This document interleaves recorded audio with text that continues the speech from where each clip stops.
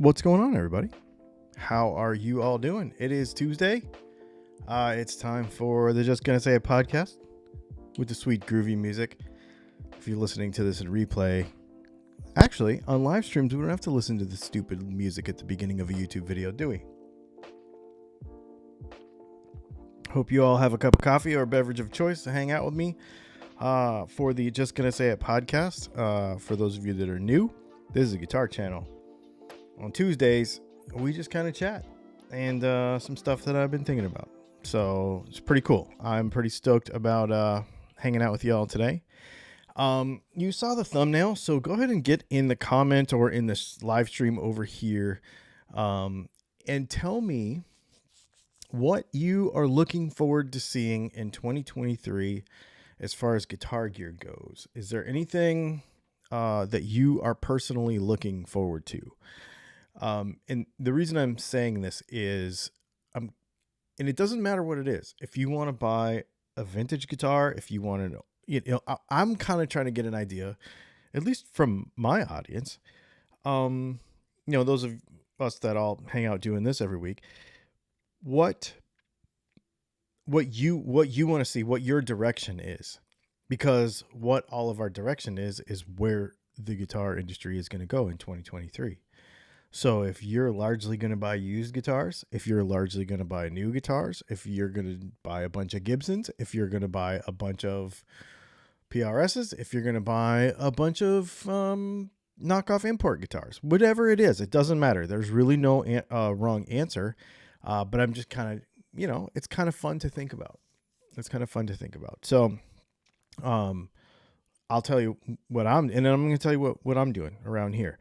Dylan talks tone-wise, as well as what I'm going to do guitar purchase-wise. I actually already ordered my first guitar of 2023.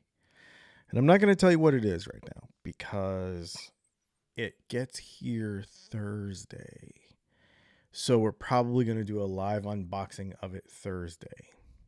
Oh, look at this. Looks like we got ourselves a super chat. Happy New Year. Thank you so much. Here. You didn't get your little horn there. We got to make sure you get the horn. So, let's just take a scroll back through because I'm kind of curious. Let's see. Happy New Year. Looks like we're looking for some modding stuff. Etc. Let's see what else. Gonna mod some guitars. Going to build a quality parts guitar. Well, that's very, very cool, man. I dig this. PRS 594. I'm gonna continue building my toolbox. And a guitar to put your P90 in. That sounds awesome. Excellent. So it's kind of all over the place. I really dig this. I really dig this whole idea. I'm thinking, would you say, yo, Dylan, I'm super cheap, but I am thinking of taking your advice and getting the Silver Sky SE new. Man, I tell you what. If you were going to spend any money on a guitar like that kind of guitar, I'd buy one of those. It's so good. And there's going to be a bunch of for the money people about some other thing, but man, you just can't go wrong with that guitar. It's really, really good. Not even for the money. I mean, it's just good, full stop, So I dig that a lot. Jim Woodard's looking to go into a gear freeze. No new gear in the year of 2023 at all. I don't even know how I could. Oh, there's no way. I will say that I kind of have to slow down on the guitar purchasing. We're going to do a bunch of other stuff, though. So let me tell you a little bit. Let's see. I'm going to finally replace my 26-year-old Takamine. See, okay. I like that. I did that in 2016. I replaced a 30-year guitar with another 30-year guitar. You know what I mean? And when you amortize it out like that, it doesn't feel so bad if you have to spend a few grand to do it. You know what I mean? That's kind of fun. Natasha Nix bought the Sunburst PRS DGT from Casino Guitars yesterday. That's awesome. That's cool, supporting those folks. They're really good dudes. I am excited about the DGT SE. I think that guitar is going to be PRS's kind of big hit for this year, kind of like the SE was last year. Yeah, that's very, very cool. That's a very cool buy right there. I'm kind of curious about the SE one and how good it's going to be. I'm sure it's going to be fine. I'm sure it's going to be a fantastic instrument. We'll just have to see. Oh, that's really, really cool. I bought the Horse Meat and the Comet Chorus. Oh, right on, dude. Right on. The Comet Chorus, I've got that thing. I haven't used it a lot. I was using the delay a bunch last night, though. For me, I'm just trying to play more. That's probably the biggest thing. I spent a couple hours playing at both days over the weekend, and then played a bunch this morning when I got up. I'm trying to get up, come here in the office and play a little bit before I start working, So yeah, no, that's really cool. I dig everybody's moves so far. This is pretty neat. I'm interested to see this year what happens for more amp modeling. I think there's going to be more moves the amp modeling direction, which I'm really, really stoked about. It looks like some people got to buy some speakers. Pre-ordered the DGT SE, so you're counting that as last year. To tell you the truth, Jim, if you really want to get technical about it, I ordered my guitar last year too. If you really want to because tax purposes, you got to keep all that stuff. You got to keep all that stuff right. So let me tell you a couple of things about what we are doing this year ourselves. We are going to Texas Toast Guitars 3 times, I think. We're probably going to go to Nashville a couple times. I haven't talked about this a whole lot, but we're really working on a possibility of doing another pickup winding workshop, but doing it in Nashville so that people on the east side of the country would be able to go to it and learn how to make pickups. So that's going to be kind of cool.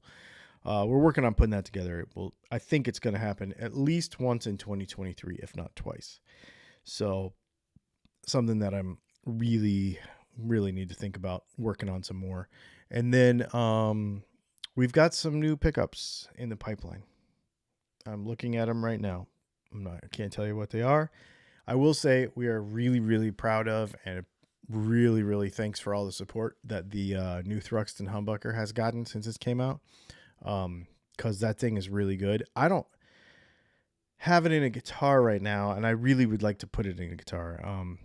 But I need to get a guitar for it. So, because I don't have anything with humbuckers in it. I have the Somnium that I can swap humbuckers in, obviously, but I don't have something I can just keep it in.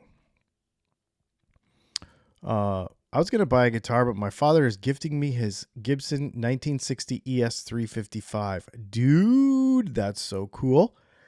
But see, you're thinking about it wrong. Now that somebody gave you a guitar, it frees up the other budget to still go buy a guitar, because now you don't have to buy 2. You only, that's the way I would see it. It frees it up. Guitars with onboard modeling.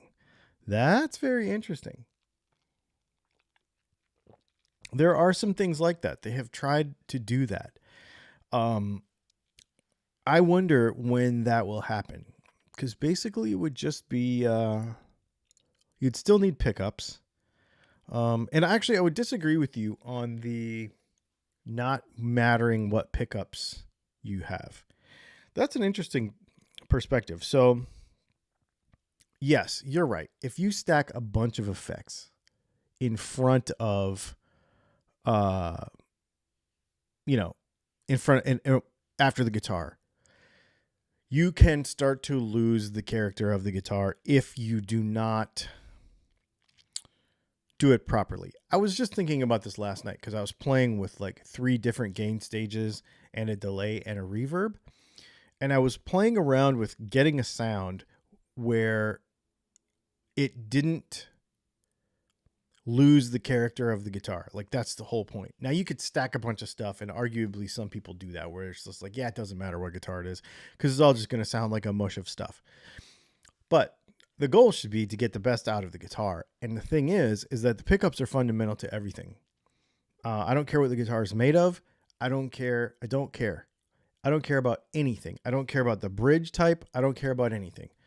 The pickups are fundamental because they are what is taking the motion and turning it into electricity. So the guitar construction is for the efficiency of motion. The pickups are for the accurate, well, actually it doesn't matter. You can just make it do whatever you want it to do, but turning that motion into electricity. What kind of electricity do you want it to be? The thing is that in a passive guitar, everything is subtractive from that point. So whatever the pickups are by themselves with nothing is the basis for everything. If you change that, everything else down the line changes. Now, you can stack a bunch of effects to where that kind of gets lost, right? But we don't want to do that. We want to be effective and make it the other way around, to where whatever our fingers are doing, whatever this pick hand is doing and these fretting hands doing, or whichever way, if you're left-handed, that you get that out of the guitar. So the construction of the guitar for the efficiency of the string and the pickup design for turning that into the kind of electricity that you want is fundamental. You could do whatever you want after that. But to me, those 2 things are the most important thing. I don't care how you get there. I don't care what kind of bridge it is. I'm never going to be one of these people that's like, if you use this, if you've followed this channel at all, I'm not saying nothing matters, because it all does matter, but I don't care what it is. Like, it's a sum of all of its parts, but one individual part being a different material, being a different shape, being a different size, yes, it changes it, but is it bad? No, it's just a different flavor. So I don't care what parts you use. Principally, the 2 things that need to happen is you need to change the motion into electricity, and you need to have efficiency of motion in the mechanicals of the guitar. Those are the 2 things that matter. After that, you can add and subtract. Well, you can't really add.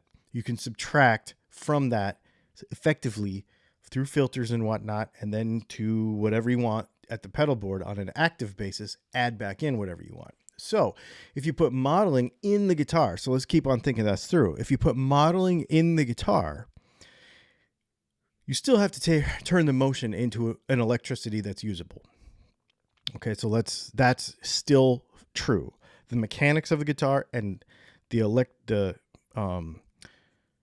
transducer being the motion, the changing of the motion from kinetic to electronic still has to happen. And it still has to have whatever character to start. But now with modeling, if you did it in the guitar, then you could literally add and subtract whatever you wanted out of that. What couldn't you change?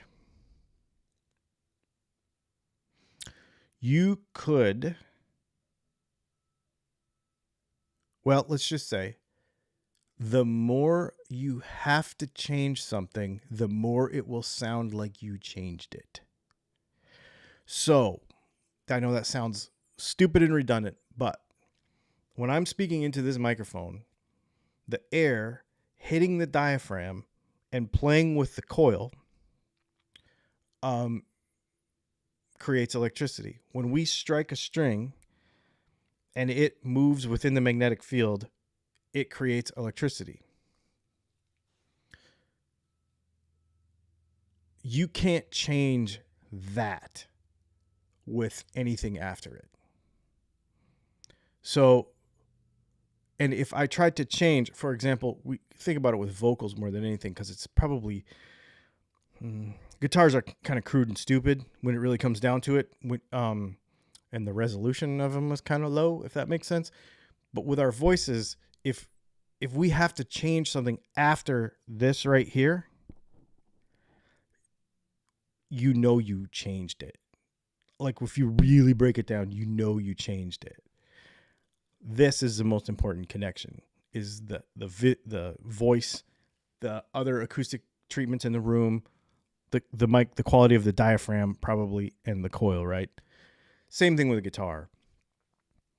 The motion, the converting motion to electricity, that has to be good. Otherwise, nothing else will be good after it. I don't know. It's I could sit here and like kind of brainstorm, and this is literally I love this that you brought this up. I'm gonna probably stand in the shower later and be like, okay, what can you and can you cannot, what can you and can you not change in post from this conversion of energy? What is important about this conversion of energy in comparison to everything else? You're literally watching right now. This is so rambly, but literally this is how my brain works. I will go stand in the shower and think about this until the hot water's gone. So thank you very much for bringing up such an interesting thing to think about. Yeah. Because really, that feeling of plucking the string and the energy that's lost into the guitar that we feel when we hold it and all that kind of stuff, that's what makes guitar playing cool. Really. I was watching on a YouTube documentary last night about Koenigsegg. For those of you that don't know, Koenigsegg is a car brand. One guy still owns the whole thing. Really fast, really fancy, very well engineered cars. And one of the things that's really important to him is the connection of your throttle foot to not only the axle. So when you push your throttle down, the car moves forward like you think it should, but also orally, sound wise. So not like a hybrid where the idle is not connected with your foot. You want the revs of the sound of the revs and the feel of the revs and everything to all be in concert so that it is this feeling when you're driving the car. And I was like, that's a lot like playing guitar, because when you strike the string, you expect to hear something in the room, and that's what we're all chasing. But you also expect to feel it like in your lap, if the guitar's in your lap, or through the strap, or, however, plus the air moving from the speaker, if it's an electric guitar. Like there's this connection that has to happen. And if you lose that anywhere, it kind of kills the feeling of the guitar, right? So I don't know. I don't know. That was a whole nother tangent my brain went down, because I was thinking about this whole like connection from kinetic energy, what we hear, and what we feel, and that conversion. Interesting. Really interesting stuff. Super dumb and nerdy, and I ranted about something really weird for quite a while. Were you playing with pedals or your modeling amp? I was playing with my Blackstar St. James clean with a, what is that thing called? Origin Effects Halcyon Overdrive. And I'll tell you why that's important to this whole conversation in a minute, that overdrive in particular. And I was playing my SG Junior, and I was running it into the computer and using the built-in IRs on the back. The reason that pedal makes me think this is such an interesting conversation is the beauty of that pedal, in my opinion. Now, it has this adaptive circuitry EQ stuff that I don't necessarily care about that so much. My favorite knob on the Halcyon by Origin Effects is the dry knob. So if you turn the knob all the way down, it's just signal from the pedal. If you turn it all the way up, it's just signal from the guitar. And you can mix dry signal into the affected signal and cut it out, vice versa. The reason it's interesting is because, and it's funny that I did this last night, because now that we're talking about this, because when you put original signal back in, it gives you that connection back with the original sound of how you think the guitar should sound. And it makes it feel different. It's really interesting. That's what I was playing with last night. And I figured out that having that knob at noon, like literally half and half dry and affected signal, is like the coolest thing. It's super neat. Yeah, I really like it a lot.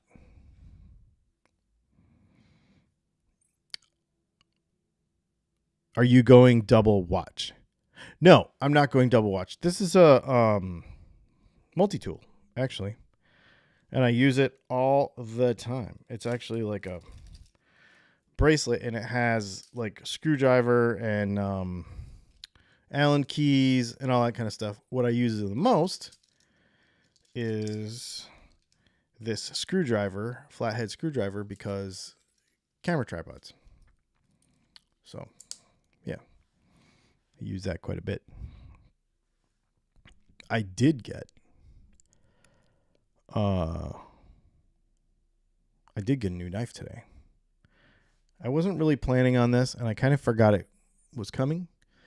This is a Whiskers, who is a designer. This is a ProTech, but what's really cool about it. It's an automatic, but there's no button. So this bolster slides up, and that is the release. So I don't think I could do it backwards. Well, maybe I can. So when you push this grippy part up, it triggers the blade. So cool. Just a really super discreet, really nice looking. And this is what it looks like with the blade open. So just drop point, DLC coated blade. Really cool. Super fun pocket knife. I've been carrying it today since I got it. Yeah, it's pretty cool. Interesting about the Halcyon dry knob. Klon pedals do that also. They do. I don't like what Klons do to the mids. That's just my opinion. That's really why I like the Horse Meat pedal by PRS, because you can make it not sound like a Klon, which has way more EQ available to it, which is what makes me like it more. And it's gainier. Yeah, and it's gainier. I really do like it a lot. Both of those pedals. Still my favorite. If I'm just going to throw a pedal in front of the amp, I'm actually about to do a video on like why certain pedals work better with certain amps, and why you really need multiple amps depending on how you like, how many watts should you have, that'll depends a lot on how you build your sound, and it's all variable. Like, so that's coming. Yep. Have not tried the Barefoot Honey or the Uber Bee. I have not tried either of those. Does the IKEA meatball have a similar feature? So it does. It does have that. But what it also has is, what's it called? Character or voice or something? I can't remember. And then it has mid and high cut and boost. So it's really way more EQable than a regular Klon. Yeah. And so does the Tumnus, has that. The Wampler Tumnus has that.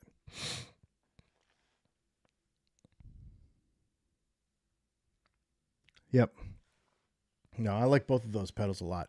The Moxie is probably, if I'm going to put the Moxie in front of something, it's going to be in front of the Princeton, because then it's just kind of tube screamery in front of a Fender, and it sounds really, really awesome. But the problem with that is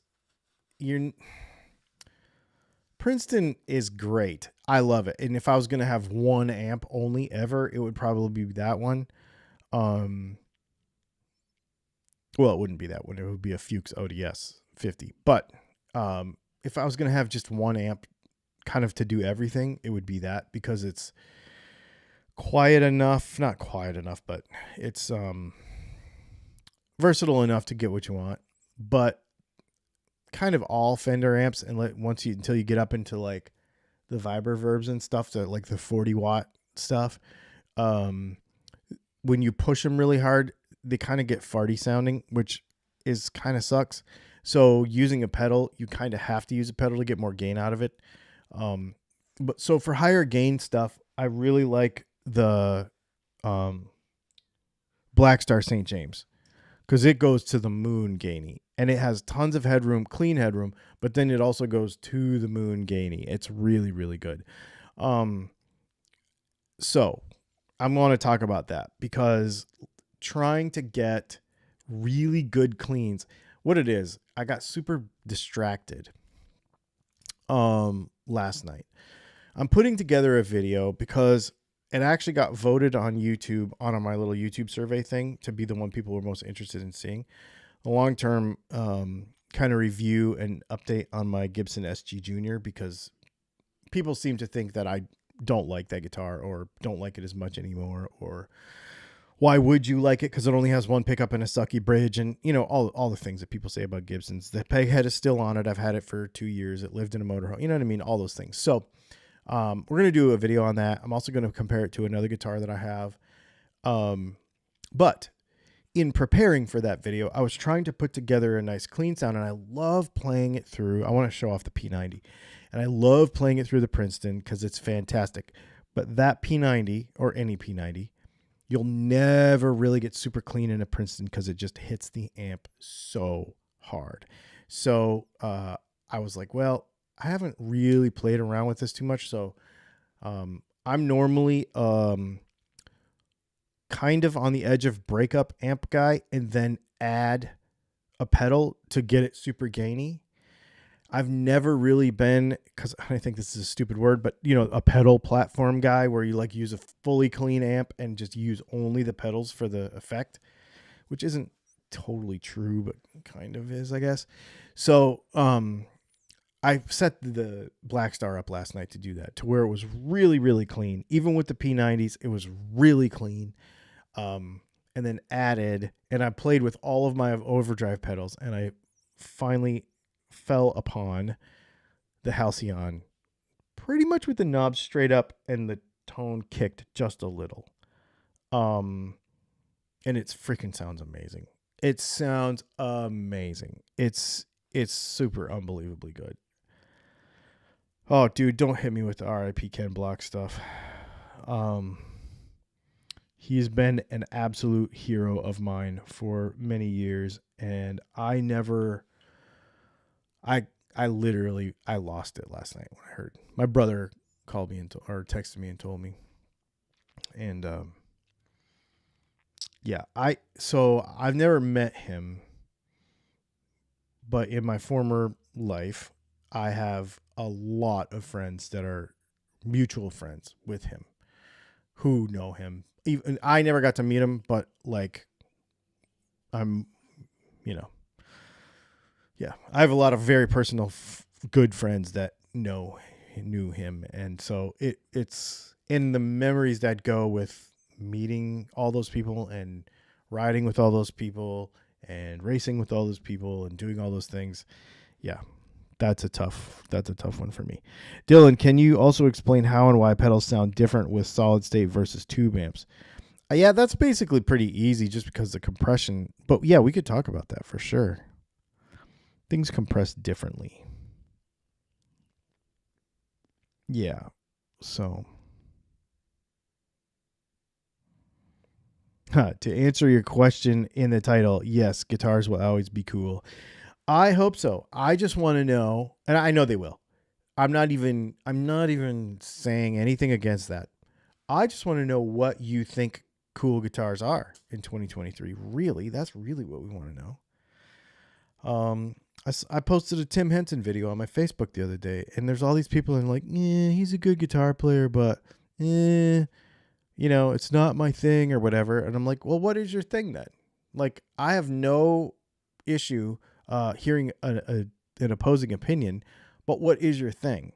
And if you tell me that there is going to be no good anything except for a Les Paul, Strat, Led Zeppelin, and Lynyrd Skynyrd, then I just don't want to hear it. because there's way more to life than that. So I want to know what you think is cool. And if you think that stuff is cool, that's totally fine. I personally just find it boring. Boring. Very boring. Kiesel. Ooh.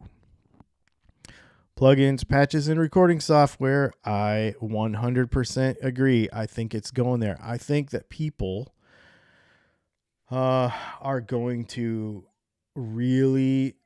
There's going to be a lot of people that buck against it, and I understand it. I do.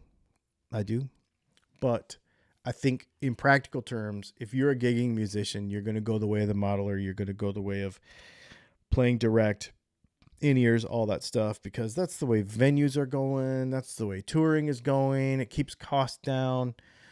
Doesn't hurt your back. All that kind of stuff. Yeah, if you want to have all that vintage gear at home to make you feel good when you play, I get it. But I think a lot of people are going to end up going the way of, and recording it, they call it in the box, where everything is in the computer. There's a lot of good music made on a laptop in somebody's bedroom these days. You know what I mean? As Greta would say, how dare you? Yeah, that's funny.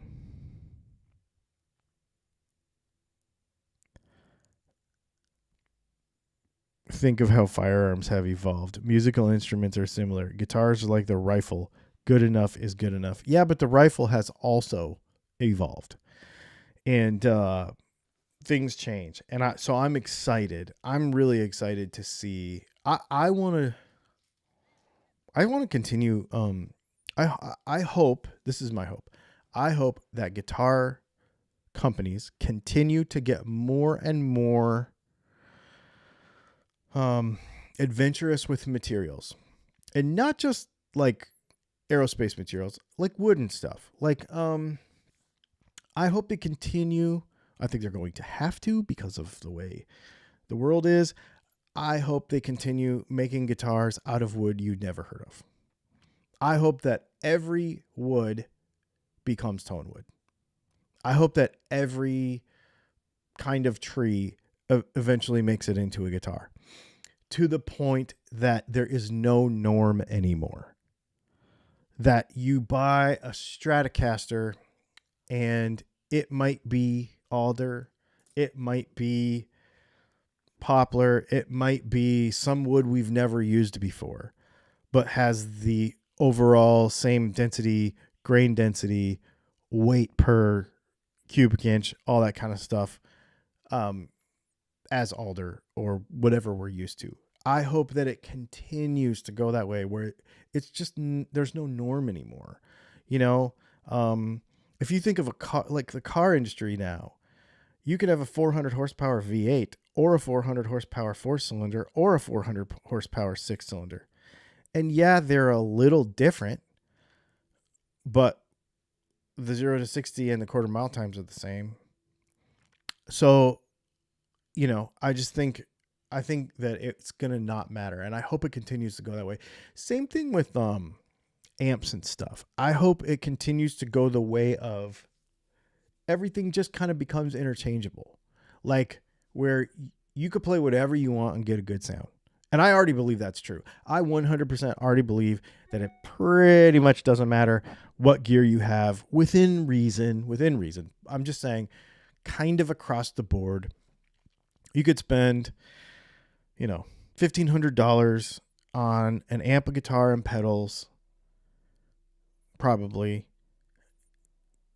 And that would be a pretty good entry-level rig, like a really good entry-level rig. And not entry-level even, like just working, and you'll get good sounds out of it. But you could do it 50 different ways. We could all have $1,500 a piece and go spend it on an amp, a guitar, and 3 pedals, and do it 1,000 different ways, and everybody would have good tone. And some people would focus on the guitar, some people would focus on the amp, some people would go guitar and buy no amp, and they would buy software to put into their computer, and they would sound great too. Somebody would buy a Squier and throw a set of pickups in it and buy a really expensive amp, and a cheap boost pedal and sound really great too. Like there's just a million different ways to do everything, and I think it's getting better and better and better and easier, and I hope it continues to go that way and less in the traditional fashion of what we think it should be. That's my hope. That is definitely my hope. Thanks for the super chat. Octopus Ears. New Grunge 2023. Heck yeah, man. Cool. Star Zero leading the way. That's what I'm looking forward to. So you're looking forward to a resurgence of some other kind of, or I apologize, a resurgence of gear. That's interesting. Or I mean a sound. I meant a sound. That's interesting. I get that. Active pickups will evolve. I think so too. I think that there is going to be the time where I'm going to, and I've already thought about this. I think that there's going to be a time where I'm really going to have to worry that people are even going to want what I do. The pedal people have to be thinking about that right now. The pedal people have to be thinking, we better come out with some plugins. Strymon's doing it. Wampler's doing it. There's a bunch of people that make pedals that are like, we better evolve. Otherwise, and I don't think it's going to happen next year. I think it's going to be years and years. But I think people are going to start feeling it, the evolution. I think the big three guitar brands are going to have to start using alternate materials to build guitars and start to make it the norm, because it's going to continue to happen. I hope it continues to happen. 3D print my next guitar at home. Ooh, see, now you're really talking. That's very, very interesting.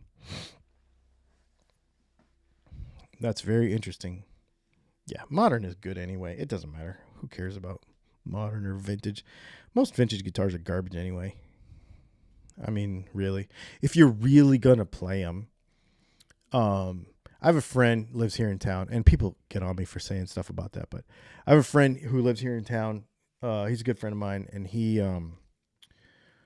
is probably the reason. Well, I'll tell you, he's the reason for the flat six Tele pickups. I worked on a 66 Telecaster. It was his first vintage guitar he ever bought. This was years ago, and it needed some work, so I worked on that guitar to make it playable, and it was really good, but it was a piece of junk. We had to do a bunch of work to it to make it playable.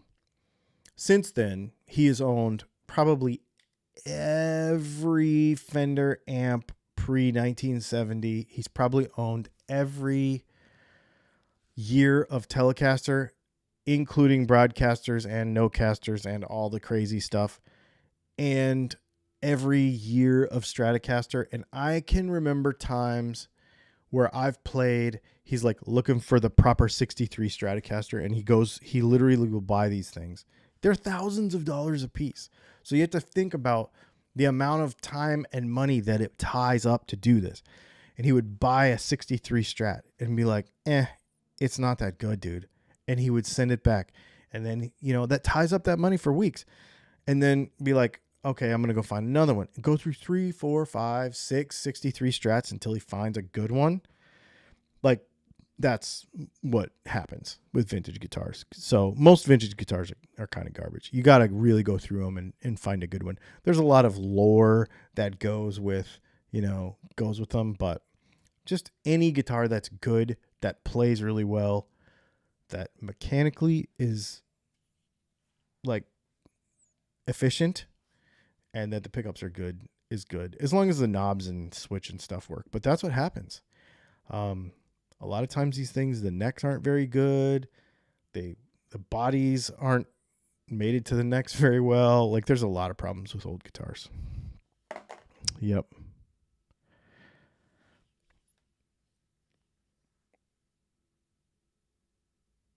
In theory, a cheap guitar through a DAW can sound like a $2,000 guitar. That would be a fun video. That would really be a fun video.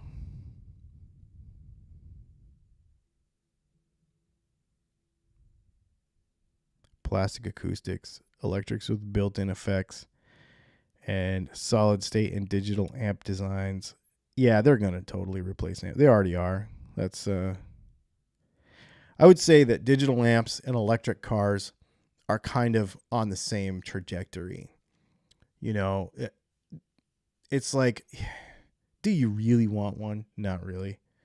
Not right now. If you could, if you have the choice, you know, most diehard people are going to be like, no, I still want a combustion engine because the range isn't good and I don't have a charger or anything in my house. I've gone through all this stuff, and yeah, they're faster, but it's not there yet. You know what I mean? So it's the same thing with guitar amps. I think a lot of people are the same way. Like, yeah, it's cool. It's really neat and it would do some stuff, but it's just not there yet. But I think it's on the same trajectory where the electric car thing is going to take hold more. It's going to probably take longer than I think we anticipate. But I think with amps, it's going to be the same thing. It's going to be for the same reason. It's going to be for efficiency of appliance. That's all it's going to be. Like, you know, the reason electric cars are taking over is because, well, we don't want to really go down all that road, but basically because people think we need them. And so the same thing is going to happen with guitar amps. People are going to think that they consume too much electricity or they pollute too much to make or whatever, and it's going to continue to go down that road. Probably, I would think.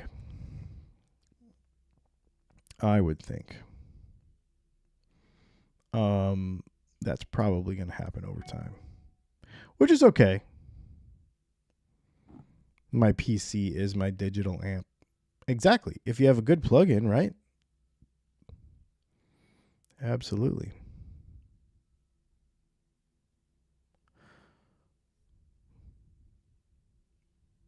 Self-playing guitars. They probably already have that. You could probably go to some AI engine right now and it would just play me a song. And it would probably just work. I would guess that would probably be a thing. Yep.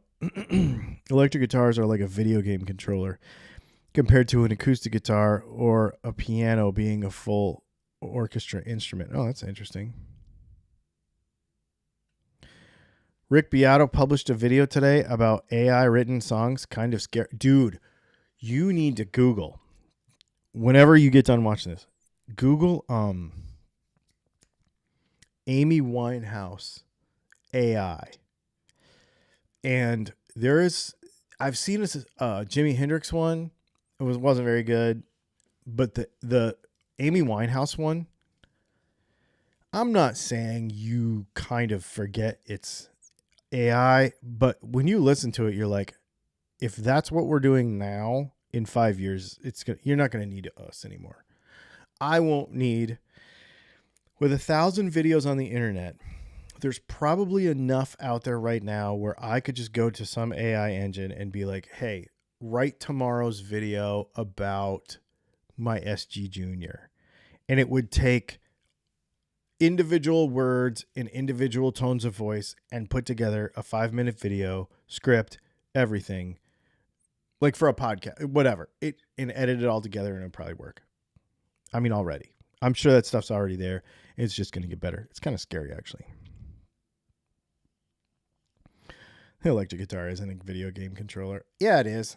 It kind of is. It's your interface between the physical motion of doing what you're doing with your hands and hearing the result. It's the same kind of thing. It kind of is. It makes me want to put the Sony PS, like old Sony controllers with the like the triangle and the square and the circle and the colored ones, and put them on my knobs. That'd be kind of funny. In the Matrix, everybody is a guitar hero. Everybody's a guitar hero. You're all guitar heroes. I mean, we all are. A self-driving car so that I can play while I'm road tripping. See, now you're talking. Now you're talking. Although I have a car that does pretty good at that, and I still wouldn't want to play guitar or something while I was driving. Yeah.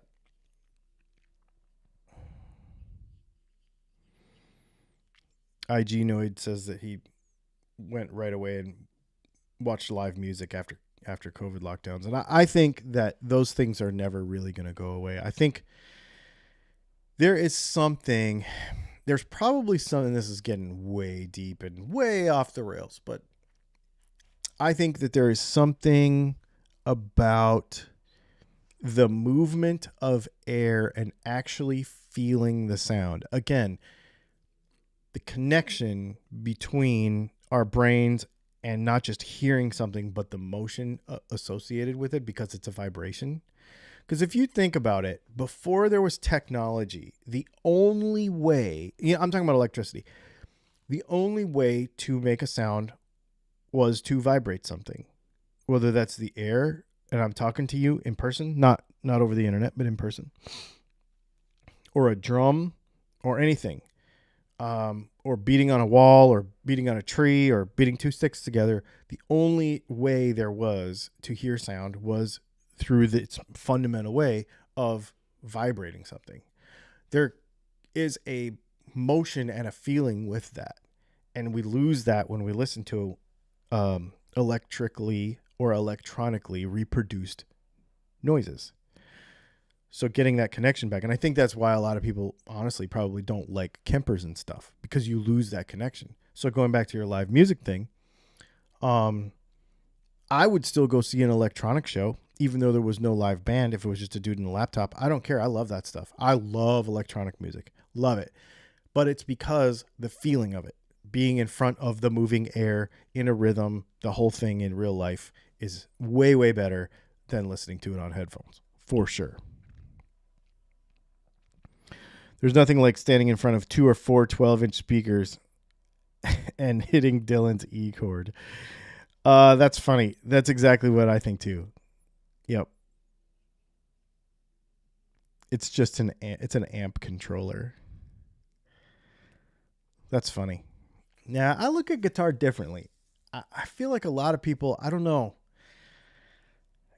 but well, all the Tonewood people think about it differently than me, for sure. I think people lose the fact that you're taking motion and turning it into electricity. You're not vibrating something. Not in the same way.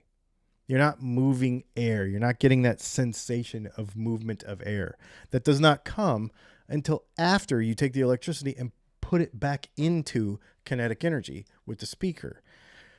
So that is fundamentally why I think I disagree with a lot of people on the internet about how a guitar makes sound.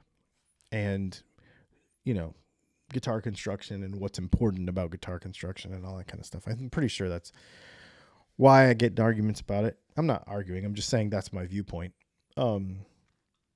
It's just better.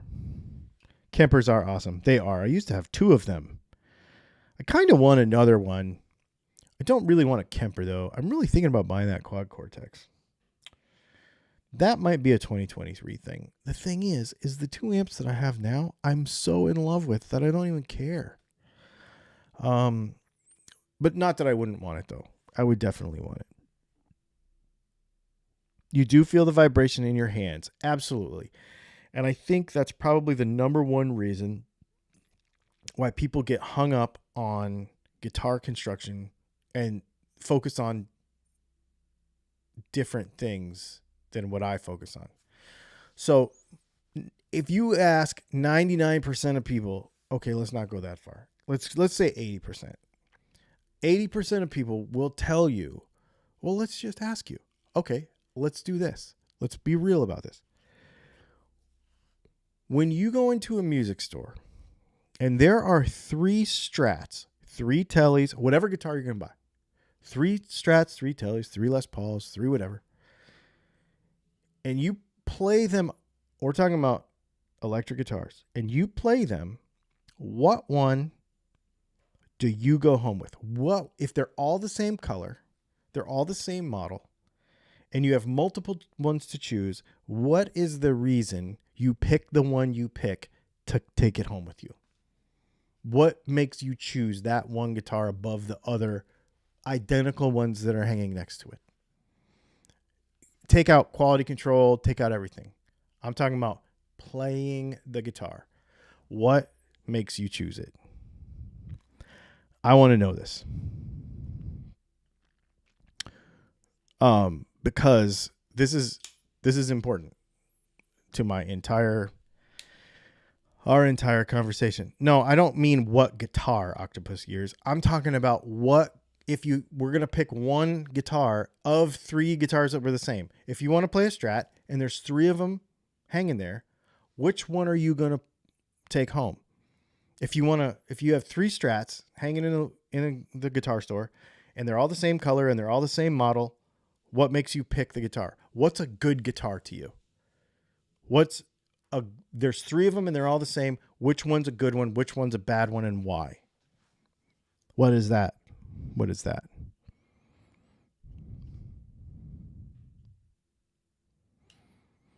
What does it feel like? Okay. How it feels. So what does that mean? They're all the same neck profile. They're all the same radius. They're all the same frets because they're the same identical model of guitar. Which one feels best? Why? Why does it feel better?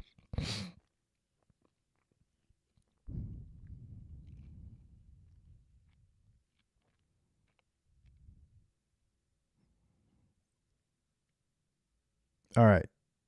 Here we go. Neck feel, neck, neck, neck.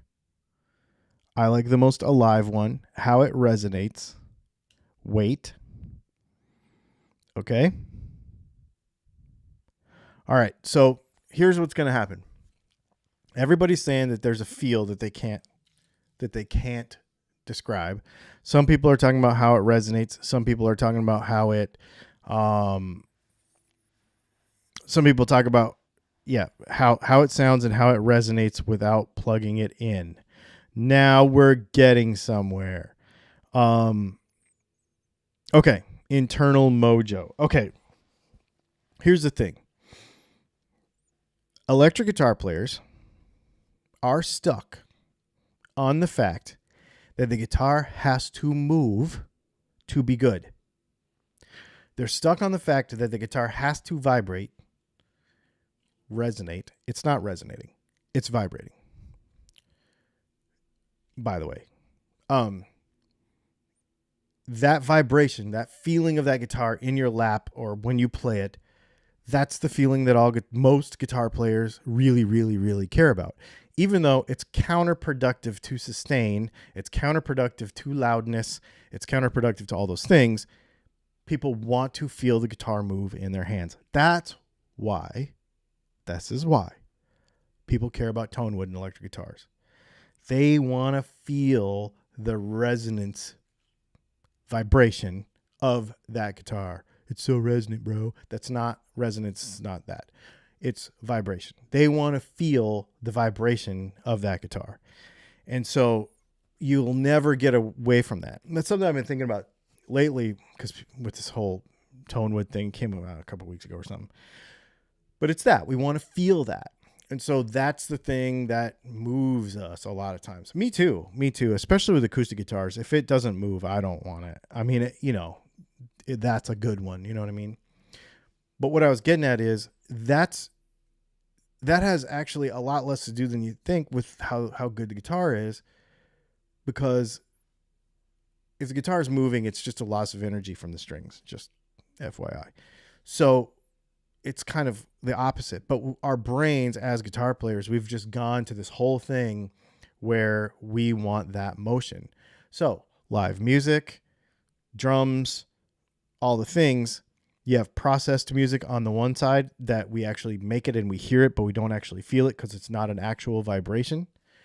But that vibration in an electric guitar doesn't make a sound. You can't hear it. When you strum a guitar, you hear the strings a little bit, but the guitar you don't hear. It doesn't make a sound. Not like a drum or something. I mean, you could stick your ear on it and you can kind of hear it, but that's the strings. So an acoustic guitar is different. Acoustic guitar is you're moving air. When you strike the string, it pushes on the soundboard, it moves the air in the guitar so that you can hear it. Electric guitars don't do that. It's a different thing. So I don't even remember why we went down this whole thing, but I just think it's a very interesting conversation to have. Because, yes, but it does make you feel good. Exactly. That's what I'm saying. And that's one of the things that I've been thinking about lately is like, I understand. I get why people will always have that conversation because you want it to feel good. Makes sense. It's really cool. An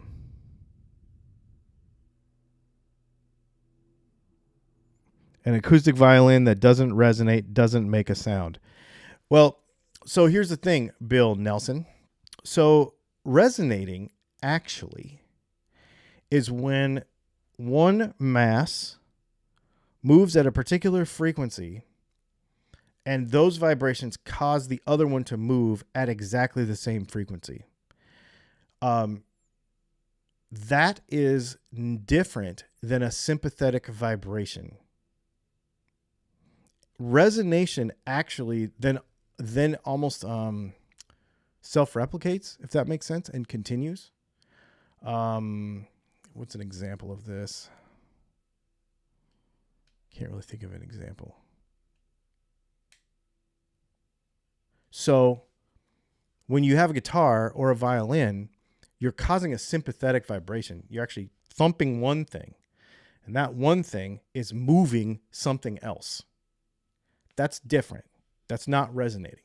And a violin is the same way. The violin, you are pushing on the string. That string is pushing on the bridge. That bridge is pushing on the top. The top is pushing on the air inside in the chamber, and the air moves. That's what you hear with your ears. It's not resonance, it's vibration. Very in the weeds difference, but it's a big difference because people think it's this amazing thing because they use the word wrong. It's really interesting stuff. I think it's really cool. Do you think that the closer a guitar vibrating to your body's vibrations makes you want that one more? I think a lot of people do. Oh, this guitar's so dead, bro. Oh, this one sounds amazing, even unplugged. It feels amazing. Doesn't sound amazing. It feels amazing.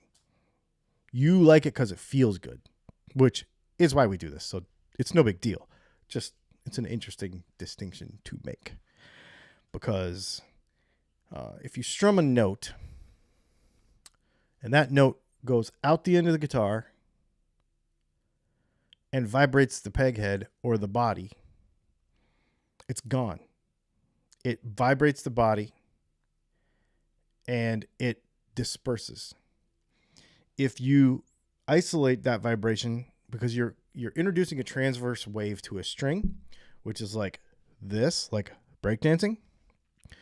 So when you strike the string, you're putting a transverse wave in the string, and the point of it is to go down to the nut and then come back to the bridge and then go back to the nut and then come back to the bridge and go back to the nut. Depending on the design of the guitar, depending on the break angle, depending on the weight of the string, depending on the scale length, all those things, inevitably, because of the way science works, you do lose some off the end. And that's what you feel in the guitar. But if you do the math, something that vibrates off the end of the guitar, because it's not vibrating at the same frequency as the string, because it's a different mass, it's a different material, it's a different everything, it's like being lost. So it won't come back. So the more the guitar vibrates, basically, the shorter your sustain. They're counterintuitive to each other scientifically. But because it feels good, we think that it's better. Which, if it makes you play better, then it is better. So it doesn't really matter. That's why none of this matters. Because if it makes you feel good, then it is good. And that doesn't matter. Yeah, pretty cool. It's fun stuff to think about. Different strums for different chums. Yeah, but when it's technically different and it makes a big difference and it introduces a misunderstanding of the fundamentals of how the thing works, it's important. But I'm the only one that talks about this, so I know that I'm, what do they say? Pissing up a wet rope. It's no big deal. I don't really care. All of it's fun. And to tell you the truth, I'm going to pick the same guitar. I'm going to pick the one that feels the best. And you get that feeling and you're like, oh, dang, this thing's sweet. That's the one you're going to pick. I don't purposely go around and be like, okay, well, this one sounds the deadest right here, so the sustain's going to be long. I don't do that. I pick guitars the same way you do. I pick them up off the wall and I'm like, this setup's good. I don't actually care about the setup. If the thing is straight, if it's good, it's good. And if it's not, it's not. And you just kind of know. You know what I mean? We all kind of do it the same way.